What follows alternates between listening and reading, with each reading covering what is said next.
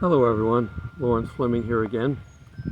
If you've watched my videos for some time, you might recognize this location. I'm obviously out of my campsite, and I'm staying where I did before so that I can take my son to the airport in the morning. Got to go about business as usual while we wait, and he's got an appointment to be overseas, so we're going to go ahead and go with that. All right, as we wait, we are going to find ourselves either smarter or worse for the wear. Have we guessed right? Do we have a rapture?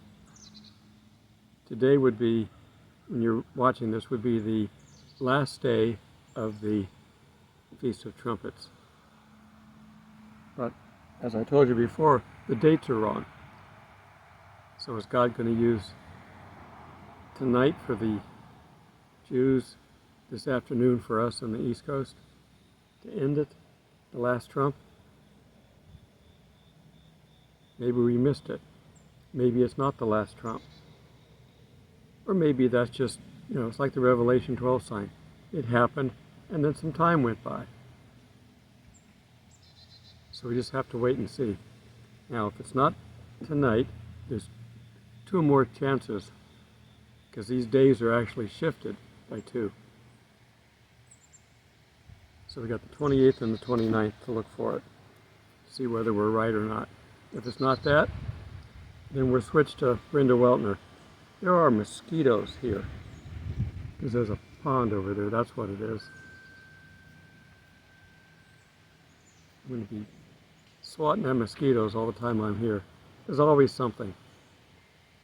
All right, if it's not tonight that you're watching this, it could be the next 2 nights.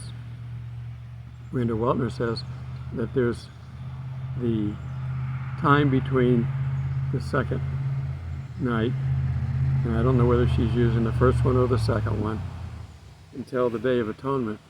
That can be, there's 8 days in there. It's actually 10, but depending on which day you're looking at. So if there's 8 days in there, that would be the 8 days of waiting for a male Jewish child to be circumcised and revealed on the 8th day. So we still have a few more days to go, if she's right. If she's not, well, I'm going to read a couple things here. I'm just going to jump right into it, because this is going to be a fairly short one. I'm anticipating something big.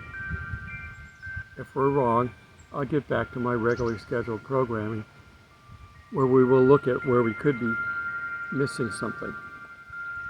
We're not outside the window of the fig tree.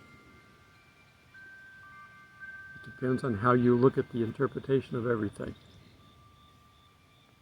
There's plenty of time for the 3.5 years of the bad stuff. The seals are basically attributed to man, not to God. So technically they're not the wrath of God. His wrath doesn't start until after the midway point, after the abomination.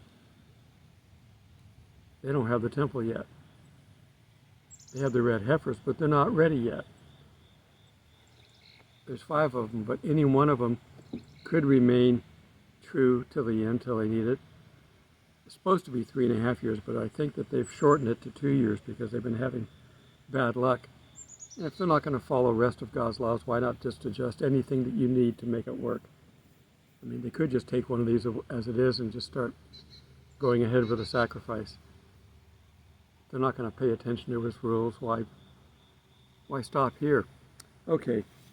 I'm just going to read one little parable from Luke and why we would be waiting. Luke 14:8. Or what woman having 10 silver coins, if she loses 1 coin, does she not light a lamp, sweep the house, and search carefully until she finds it? And when she has found it, she calls her friends and neighbors together and rejoice rejoice with me, for I have found the peace which was lost. Likewise I say to you, there is joy in the presence of the angels of God over one sinner who repents. So we're still working on getting the last few saved before the rapture. We will rejoice for that. Now I want to read the commentary here with this. We can learn this much from the Pharisees. Don't assume you have a corner on understanding God. We assume we understand these times properly. We assume that the rapture should be now, or in this short time frame. But don't be presumptuous. We may be totally off track. He's not going to tell us the time. I mentioned that a couple of times ago. We're not going to trick him. We're not going to get him to say, well, you can't do that because you're going to be raptured. So, continuing on, there are swarms of mosquitoes. I'm going to finish this and get inside before I get eaten up too much. I didn't put anything on because I didn't think I needed to. Okay, it seems like the Pharisees just wouldn't listen. Each time they questioned Jesus or tried to trap him, they were the ones walking away looking foolish. In Luke 15, we find that Jesus' most famous parables, I just read one, their fame may have something to do with the fact that they all drive home the same point. Again, the context is critical. This time the Pharisees didn't try to challenge Jesus publicly. Instead, they simply marveled at the company Jesus kept. This man receives sinners and eats with them. In response to their being appalled, all the tax collectors and sinners drew near to him. Jesus shared the three parables. The last one I read to you. And you can read the other ones, the 100 sheep and the 10 coins. In any case, we're waiting. Continuing on. In both characters, the main character called on friends and neighbors to join in and rejoice. These mosquitoes are trying to eat me alive. Friends and neighbors to rejoice that what's once lost has been found. The point of each parable, Jesus came to seek and save the lost. Heaven rejoices when one sinner repents.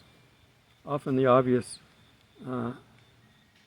obviously sinful company Jesus kept was more responsive to God than the self-righteous religious leaders. Jesus said, I came to save the lost. So he's having lunch with them. Jesus, when told the parable of the lost son, many refer to this as the story of the prodigal son. However, the hero of the story is not the son, but the waiting father. While the son was squandering all his father had given him, the father stood watching and waiting for the son. And when he did, the father threw aside all dignity and ran to his lost son and found his child. So the father was the hero.